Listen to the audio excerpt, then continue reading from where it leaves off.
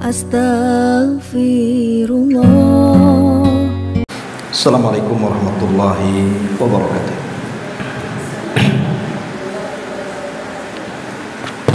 Alhamdulillah wassalatu wassalamu ala Rasulillah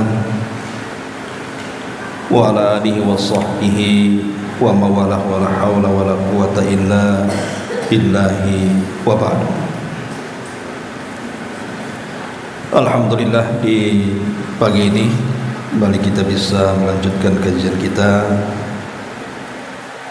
membahas kitab Umdatul Ahkam, dan kita masuk pada bab yang ke-6, At-Tayammum, bicara tentang hukum dan tata cara bertayamum. Baik, kita baca hadisnya dulu.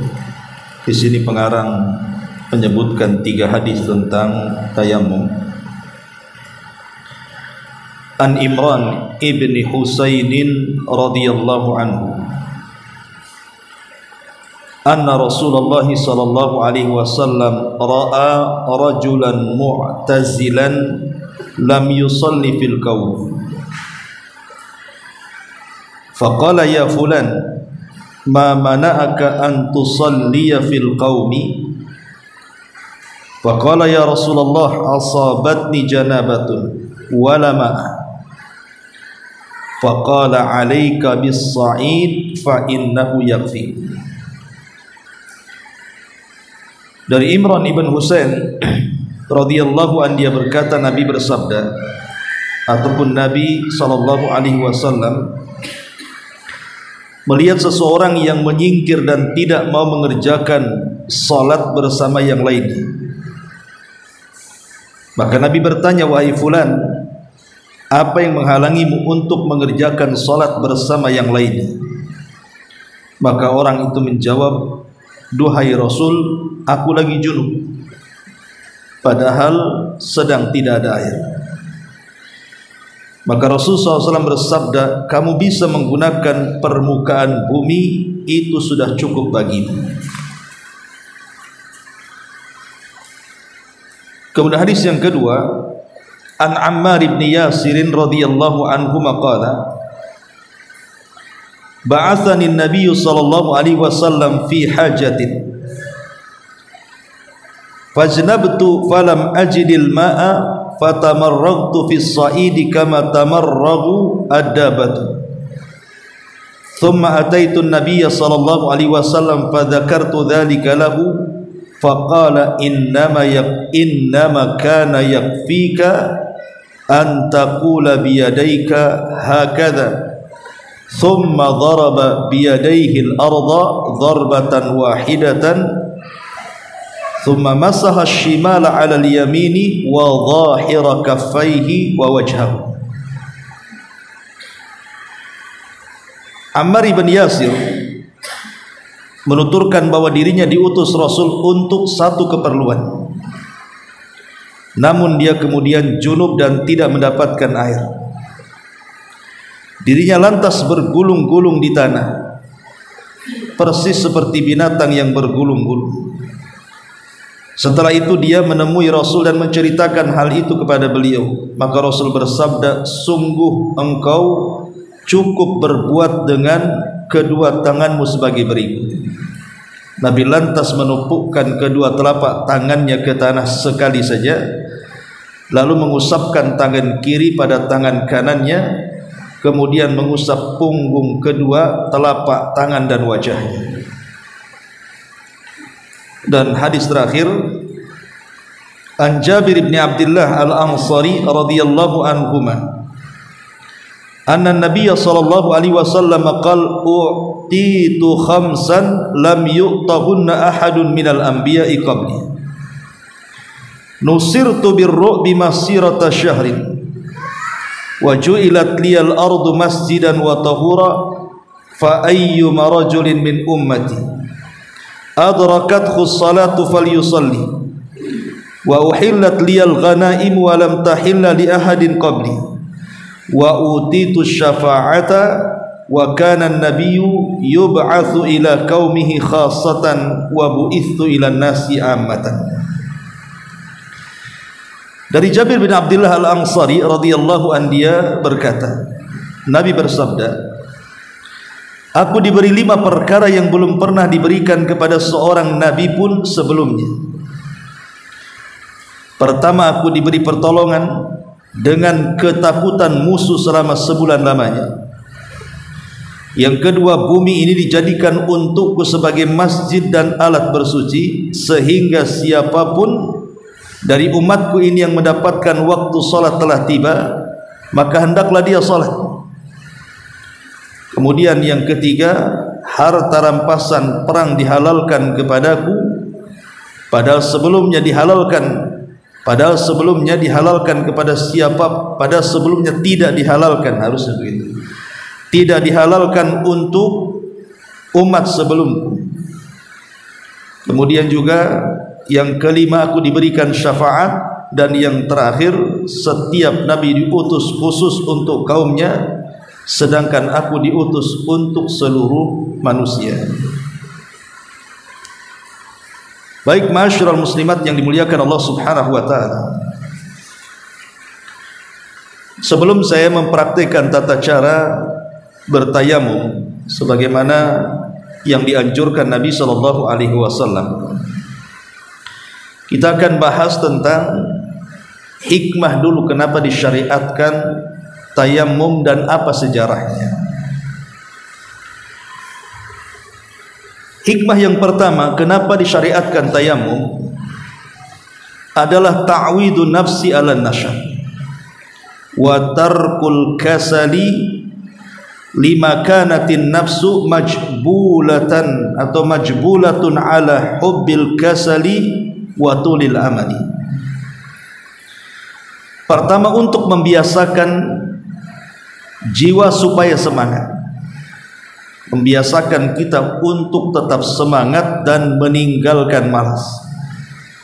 Karena memang malas itu fitrah yang memang dicintakan kepada manusia. Manusia itu suka malas dan banyak angan-angan.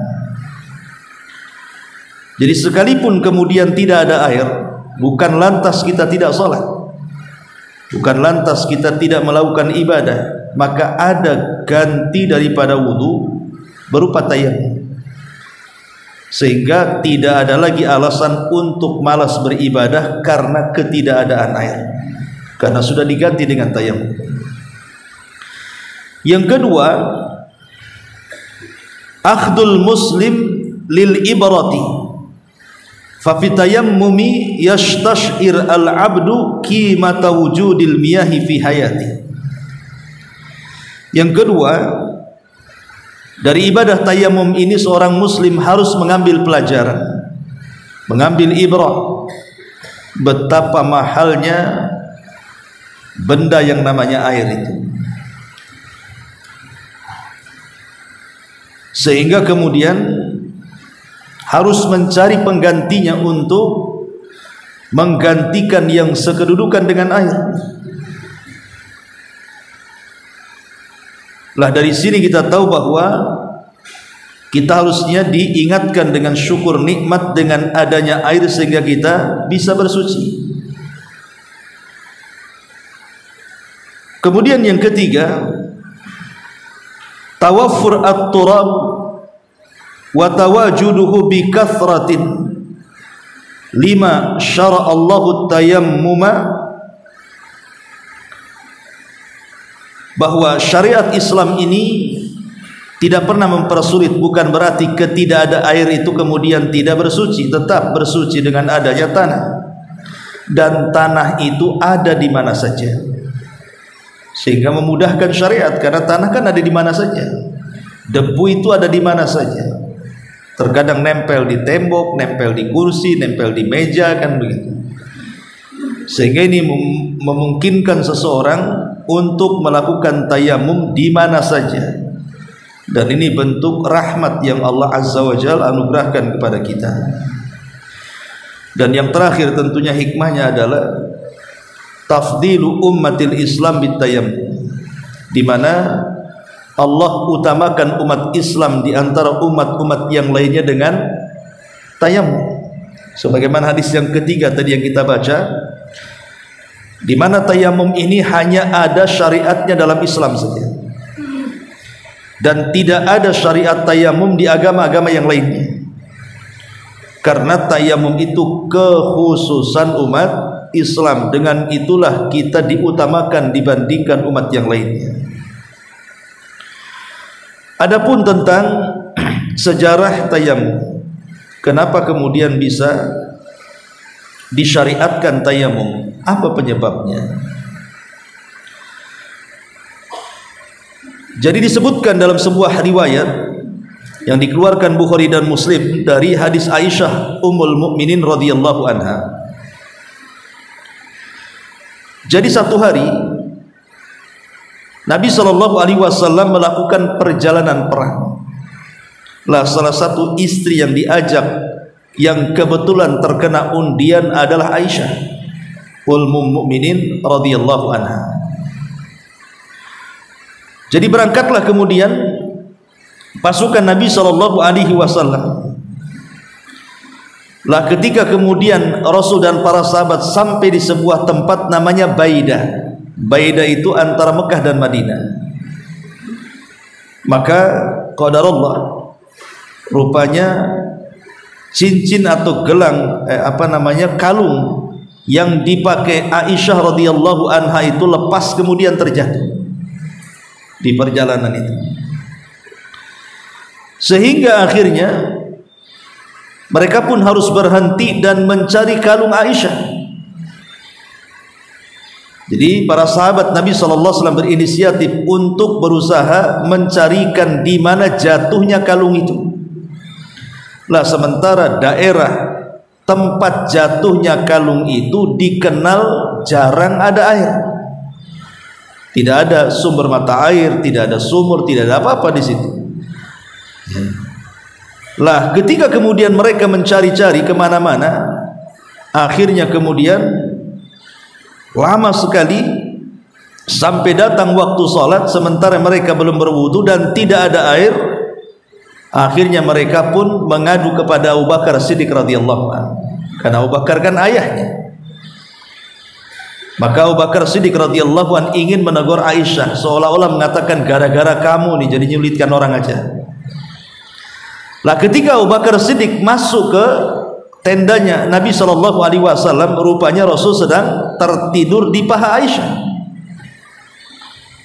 Karena Abu Bakar juga takut kan untuk membangunkan Nabi, sementara dia sudah emosi juga mau marahi putrinya Aisyah. Ya. Abu Bakar hanya mengatakan pelan-pelan, tuh tengok, lihat, gara-gara perbuatanmu akhirnya orang-orang pun jadi tersusahkan dalam perjalanan. Coba kalau kamu tidak meminta kepada Rasul untuk mencarinya, sudah biarkan kalung itu hilang, nanti kita ganti lagi, tentu tidak akan mempersulit. Ya. Akhirnya kemudian ketika terus dicari-cari terus sampai sudah mendekati waktu sholat kan, waktu sholat subuh, karena malam-malam itu. Lah sementara kaum muslimin kebingungan, tidak ada air untuk melaksanakan subuh.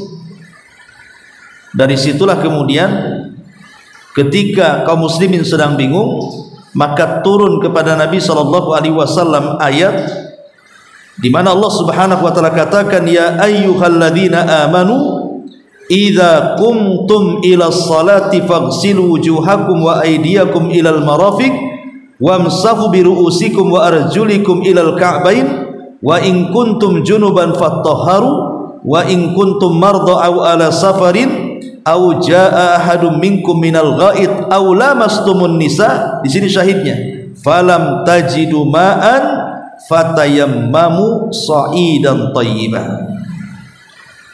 Maka turunlah ayat ini, ayat tentang perintah bertayamum, di mana Allah Subhanahu wa taala mengatakan, wahai orang-orang yang beriman, apabila kamu hendak melaksanakan salat, maka basuhlah wajahmu, basuhlah tanganmu sampai sikum, dan usaplah kepalamu, dan basuhlah kedua kakimu sampai ke mata kakimu. Jika kamu junub maka mandilah, dan jika kamu sakit atau dalam perjalanan atau kembali dari tempat buang hajat atau mungkin melakukan hubungan bersama perempuan, maka jika kamu tidak memperoleh air, maka bertayamumlah dengan debu yang baik. Turun ayat ini. Maka ada seorang sahabat namanya Usaid ibn Hudzair, salah seorang pemimpin dari pemimpin-pemimpin Aus, mengatakan, "Ma hiya bi awwali barakatikum ya ala Abi Bakr." Wahai Abu Bakar, berbahagialah, ini semua berkat keluarga kamu. Sehingga turun ayat yang meringankan sesuatu yang berat bagi kami. Jadi kata Usaid bin Hudzair, seorang pemimpin Ansar ini, mengatakan, berbahagialah wahai keluarga Abu Bakar. Kalau bukan karena kasusnya Aisyah, seolah-olah dia mengatakan seperti itu, tentu tidak ada syariat tayamum. Karena berkat Aisyah kehilangan kalung itulah kemudian para sahabat malam itu disibukkan untuk mencari kalung sampai mendekati waktu subuh, sementara sudah tidak ada air lagi, mereka tidak bisa berwudu. Akhirnya kemudian turunlah ayat memudahkan urusan yang sulit. Dengan cara apa? Ketika tidak ada air wudu, maka bisa diganti dengan tayamum. Makanya Usaid ibn Hudzair berterima kasih kepada keluarga Abu Bakar, karena berkat keluarga Abu Bakar inilah akhirnya Allah menurunkan syariat yang meringankan kaum muslimin. Ini tentang sejarah kenapa terjadi tayamum ini. Ma'asyiral muslimat yang dimuliakan Allah Subhanahu wa taala, ada beberapa persoalan yang terkait dengan tayamum.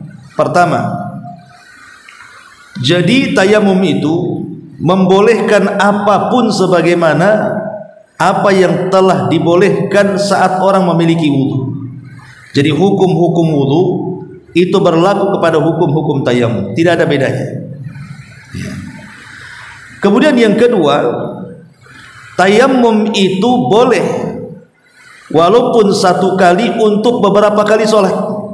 Tidak harus setiap sholat harus tayamum, selama ibu tidak batal. Ini yang kedua. Kemudian yang ketiga, kalau seseorang kemudian dalam posisi junub ataupun haid, kemudian Allah takdirkan yang haid sudah bersih dan harus mandi, dan yang junub juga hendak sholat dan harus mandi, sementara tidak ada air untuk melakukan mandi besar, maka seseorang boleh melakukan tayamum berdasarkan hadis yang kita baca tadi, hadis yang kedua, hadis Ammar ibn Yasir.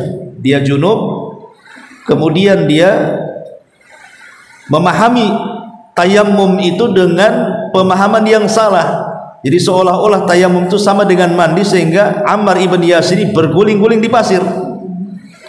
Tapi setelah sampai kepada Rasul, Rasul menjelaskan bukan seperti itu tayamum.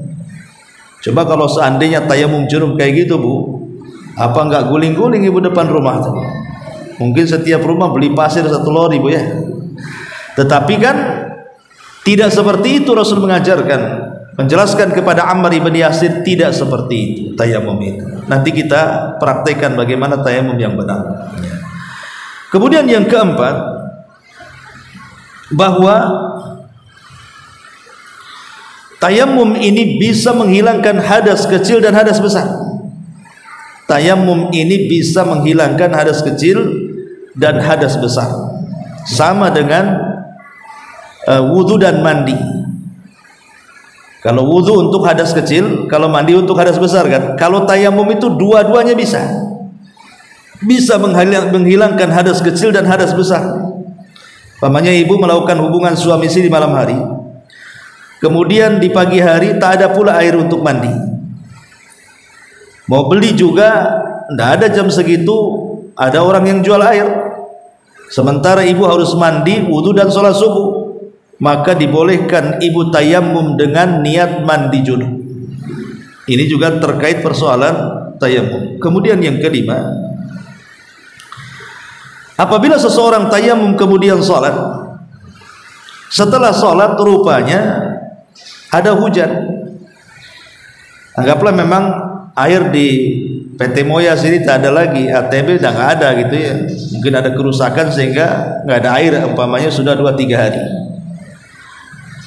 Ketika kemudian ibu subuh kemudian tidak ada air, akhirnya ibu tayamum untuk mandi junub dan tayamum untuk berwudu, kemudian ibu sholat subuh. Selepas sholat subuh tiba-tiba hujan, berarti kan ada air tuh namanya ya. Apakah sholat subuhnya harus diulang? Ibu ada air berarti harus tampung air, cepat mandi, cepat wudu, cepat sholat lagi 2 kali karena masih ada waktu, ataukah tidak perlu diulang? Maka ulama mengatakan tidak perlu diulang walaupun mendapatkan air. Kalau sudah tayamum maka tidak perlu diulang, kecuali nanti kalau masuk sholat berikutnya maka harus berwudu karena sudah ada air. Kemudian juga yang berkaitan dengan tayamum adalah idza nasya annal ma'a qaribun minhu thumma shalla bit tayammum thumma tadhakkar annal ma' mawjudun fal ahwat an yu'ida shalah.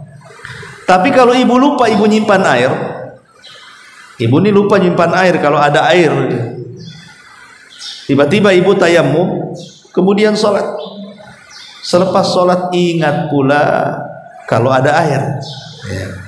Maka ulama mengatakan boleh tidak mengulang sholatnya, tetapi sebaiknya mengulang sholatnya. Ambil wudu, ulang sholatnya. Tapi kalaupun tidak mengulang tidak ada masalah, sudah dianggap sah. Kemudian juga yang berkaitan dengan hukum tayamum, idza wajada ma yakfi ba'd jasadihi faqat. Kalau seandainya ada si air, tapi kalau untuk berwudu nampaknya tidak cukup, umpamanya ada setengah gelas airnya, gimana setengah gelas untuk berwudu? Tidak cukup kan begitu. Maka ulama mengatakan ada 2 pendapat. Pertama, dia gunakan dulu air itu sampai mana habisnya air itu, umpamanya sampai mencuci wajah, ya sudah, berarti tidak sampai ke membasuh kepala, kemudian telinga dan kaki, maka sisanya dengan tayamum. Yang jelas pakai aja air itu. Ini pendapat pertama. Kemudian pendapat yang kedua, bahwa tidak perlu kemudian seseorang itu harus menggunakan air yang sedikit yang tidak cukup untuk anggota wudu, tinggalkan airnya, langsung tayamum saja.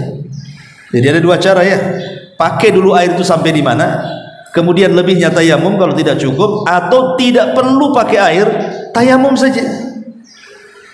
Ini diantara yang disebutkan oleh para ulama.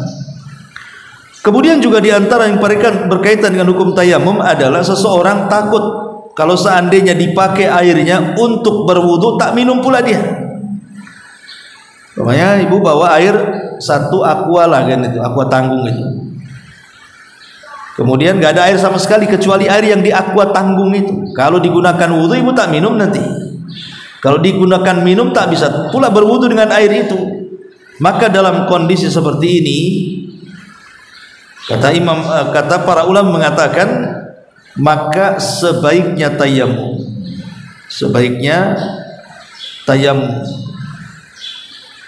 Tidak perlu berwudu menggunakan air. Kenapa? Karena bagaimanapun menjaga jiwa itu lebih penting ya. Jadi tayamum saja sudah dianggap tidak ada air. Ma'asyiral muslimat yang dimuliakan Allah Subhanahu wa taala, ini yang berkaitan dengan masalah tayamum. Kemudian yang perlu ibu tahu juga persoalan tayamum ini, tentang pembatal-pembatal tayamum itu sama dengan pembatal-pembatal wudu. Jadi apa yang bisa membatalkan wudu itulah yang membatalkan tayamum. Jadi hukum-hukum pembatal wudu berlaku kepada hukum-hukum pembatal tayamum. Tapi apakah tayamum itu harus menunggu dekatnya waktu sholat? Umpamanya sholat duhur jam 12. Apakah kemudian nunggu mendekati jam 12 ketika mendengar azan baru tayamum? Ataukah boleh umpamanya ibu tayamum dari pagi?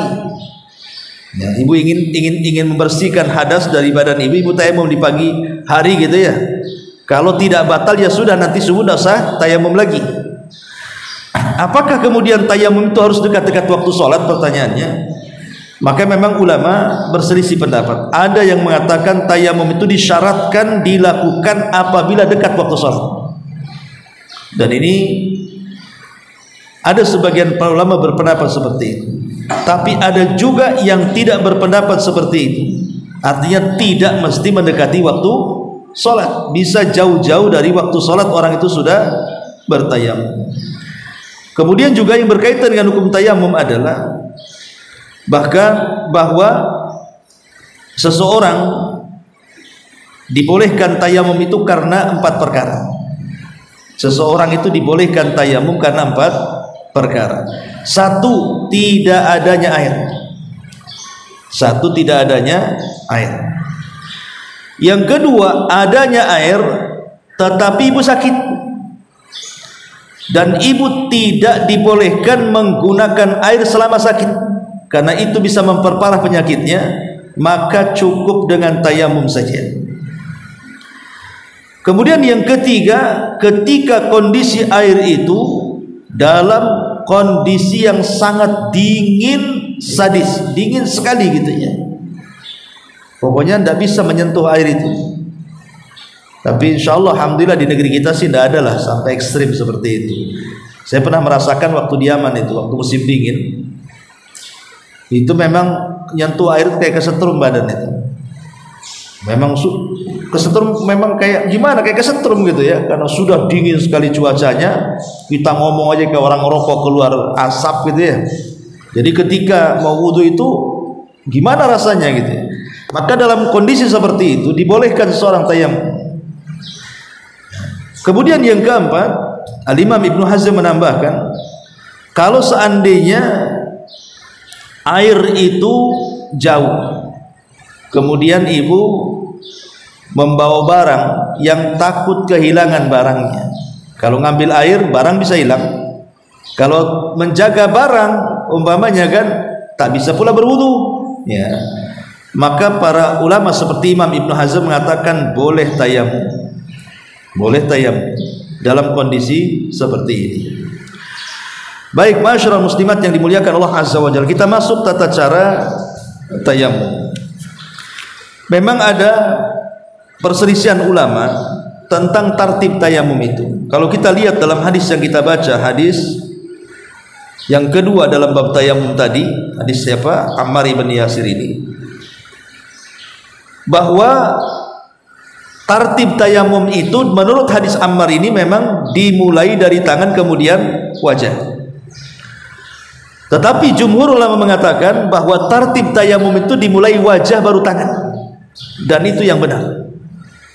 Jadi tartib tayamum itu wajah dulu baru tangan, ya. Tapi kalau tartibnya hadis Ammar ini tangan dulu baru wajah. Dua-duanya boleh, tidak ada masalah sebenarnya. Cuman jumhur ulama mengatakan maka secara tartib yang benar dimulai dari wajah kemudian telapak tangan. Dan ingat bahwa gambaran tayamum itu cuman hanya satu. Bagaimana caranya? Maka Nabi SAW ketika mengajarkan tayamum kepada Imran ibn Husain dalam hadis pertama, Rasul mengatakan alaika bis-sa'id fa innahu yakfi. Kata Nabi SAW, engkau cukup menggunakan sa'id. Sa'id ini terjadi silang pendapat, apa maknanya? Ada yang mengatakan sa'id itu ya tanah. Berarti tayamum itu harus terkena tanah. Tidak boleh ibu nepuk ke meja, kan tanah nampak tanahnya, ya. Tapi ada juga yang mengatakan makna sa'id itu artinya permukaan bumi, dan ini yang benar. Jadi tidak mesti kemudian kita kalau di rumah harus ke halaman kemudian dipukulkan di tanah gitu ya. Maka cukup apapun benda dari permukaan bumi itu boleh untuk tayamum. Ibu bisa tayamum dengan menggebrak meja, dengan kursi, ya, dengan tiang, dengan tembok, dengan apa saja boleh. Dan itu pendapat yang kuat bahwa yang dimaksud sa'id di sini artinya permukaan bumi. Berarti di sini syarat tayamum harus adanya sa'id. adanya tanah gitu ya, atau permukaan tanah. Kemudian yang kedua, dalam hadis Ammar ibn Yasir ini Rasul mengatakan dharaba biyadaihi al-ardha dharbatan wahidatan, dipukulkan ke bumi satu kali pukulan. Tapi ada riwayat yang lain mengatakan dua kali pukulan, satu pukulan ke wajah, satu pukulan ke telapak tangan ya.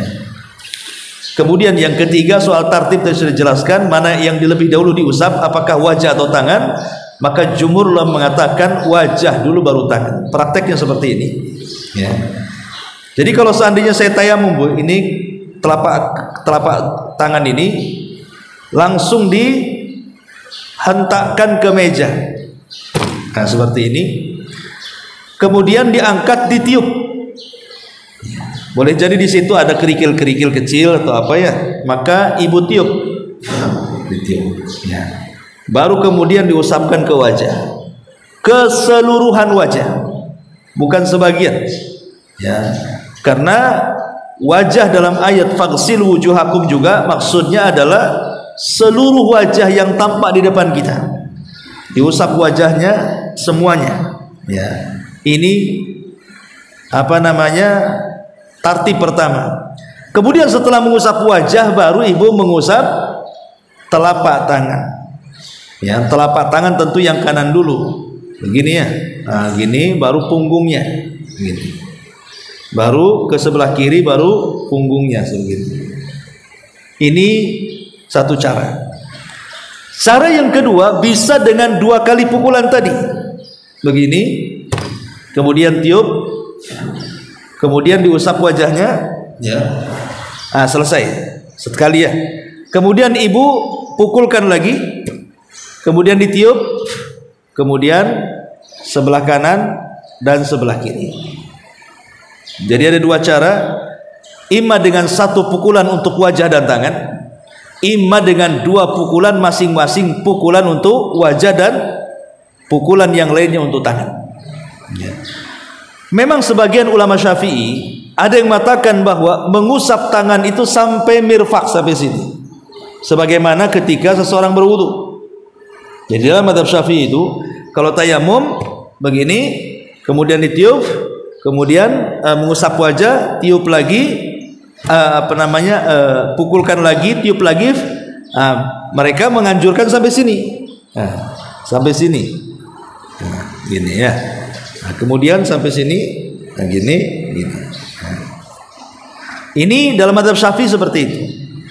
Jadi ibu, kalau ada orang tayamum seperti itu, ya mungkin dia mengikuti mazhab Syafi'i ya, tinggal usah kaget kan gitu ya. Tapi pendapat yang kuat wallahu alam, dan ini pendapat mayoritas para ulama, bahwa usapan itu sampai ke pergelangan saja sih. Ya, jadi usapan itu sampai di pergelangan gini. Bisa dipahami Bu ya? Nah, itu cara tayamum seperti itu. Baik tayamum ini sebagai pengganti wudu, ya begitu caranya. Baik tayamum ini sebagai pengganti mandi junub, atau orang yang mandi selesai haid atau nifas, tidak ada air, ingin bersuci, maka tayamumnya persis seperti itu. Jadi sifatnya cuma satu, baik ketika berwudu, baik ketika menggantikan mandi, sifatnya sama. Makanya saya katakan tayamum cuma satu sifat saja. Lain kalau wudu itu hanya bisa menghilangkan hadas kecil saja kan. Tapi kalau hadas besar, dia harus wudu plus mandi, baru hilang kan. Tapi kalau tayamum ini pengganti menghilangkan hadas kecil, ya begitu caranya. Pengganti menghilangkan hadas besar pun begitu caranya. Yang membedakan hanya niat saja. Ya, tapi tentu juga ada beberapa adab dalam berwudu, juga berlaku dalam tayamum, seperti baca basmalah ya tetap kan gitu ya. Namanya bismillah, pukul, tiup, kemudian usap wajah ya, kemudian usap telapak tangan. Nah, ini yang paling singkat tayamum seperti itu. Taib. Nah, inilah diantara tata cara dan sifat tayamum. Taib, sampai di sini ya. Kita buat tanya jawab, silakan.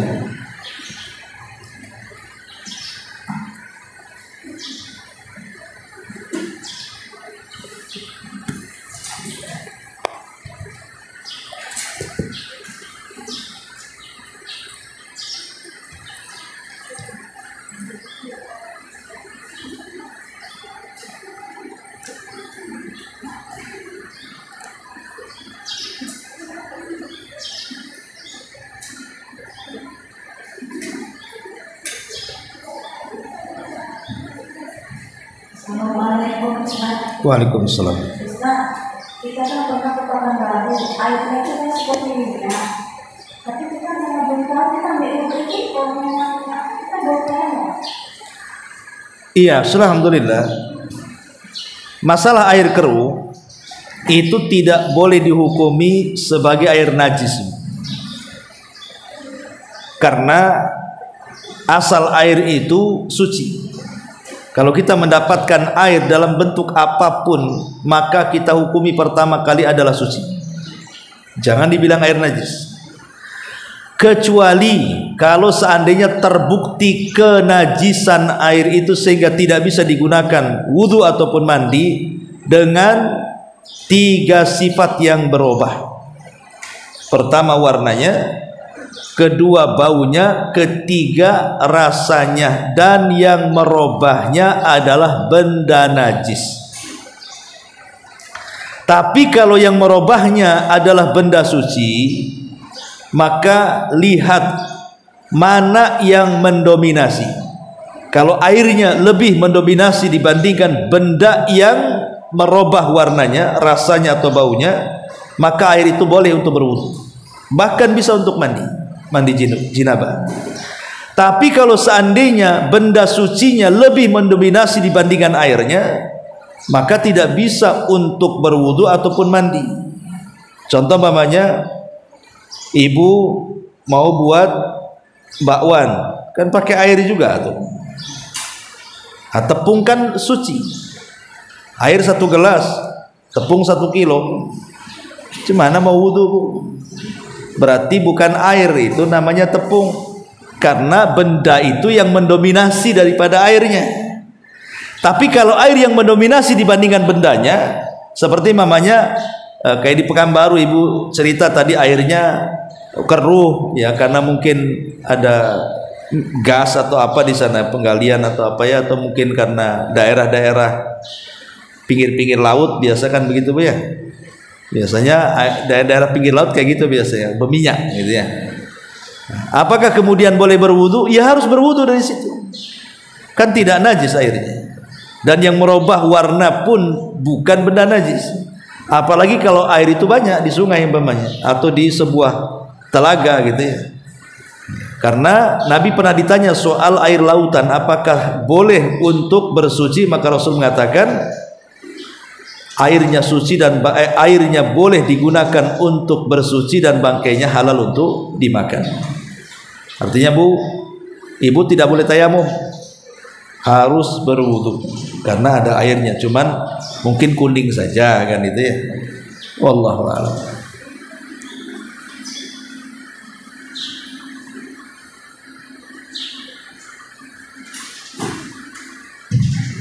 Ustaz menanya mengenai tayamum tadi, kalau misalnya keadaannya tidak bisa mandi juga kondisi hadas besar, itu tayamumnya itu 2 kali karena masalah, atau sekali aja dan bisa dipakai sholat, Ustaz. Sama satu lagi, apa benar 1 kali tayamum itu hanya untuk 1 kali sholat? Tadi saya sudah jelaskan bahwa tayamum itu bisa menghilangkan hadas kecil dan hadas besar dan sifatnya sama. Jadi kalau seandainya ibu hendak mandi junub, maka ibu cukup tayamum, niatnya mandi, kemudian tayamum lagi, niatnya wudu, kemudian sholat. Kan yang bedakan niat 2 kali ya. Kemudian adapun yang kedua, apakah kemudian tayamum untuk sekali sholat?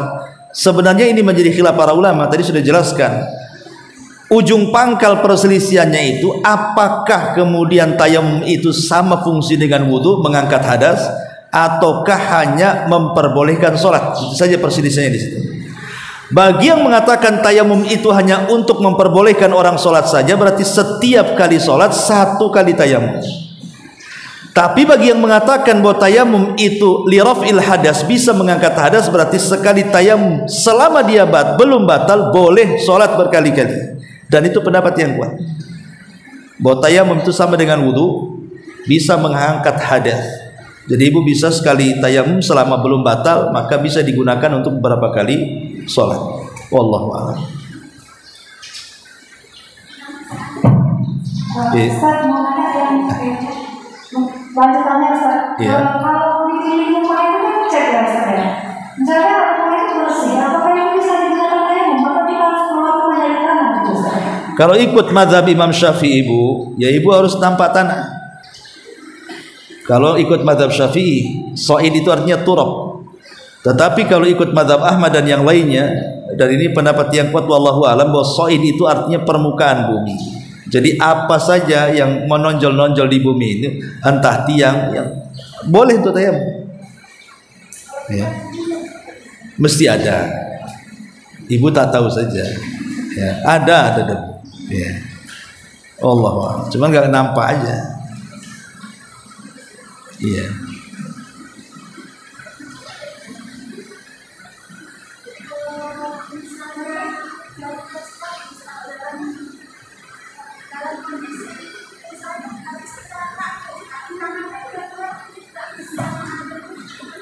Habis kecelakaan, tangannya tidak bisa bergerak.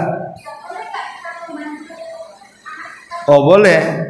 Ya, kalau memang habis kecelakaan dan dokter tidak melarang badan kita tersentuh air. Kalau dokter melarang karena dengan adanya air itu memperparah penyakit ya tayamum. Tapi kalau tidak ada pantangan, ya cuman mungkin pas kecelakaan terkilir sehingga tidak bisa digerakkan, mintalah diwudukan. Minta ada yang menuangkan kan gitu ya. Ada yang menuangkan, kemudian wudu dengan dibantu boleh. Tidak ada masalah. Lewat anak kita atau suami kita kan. Ya, wallahu a'lam. Ustaz, sebentar. Kalau seandainya di tempat yang di kampung, mana lebih afdal Ustaz? Kita menggunakan wudu dengan air yang hangat, kita mengatakan atau tayamum? Kalau masih ada air maka air. Kalau masih diupayakan dari dingin sekali, rupanya ada alat untuk pemanas. Ya air, tetap itu hukum asalnya air. Kalau tidak ada pemanas itu ya boleh tayamum. Kalau tidak bisa digunakan. Wallahu a'lam.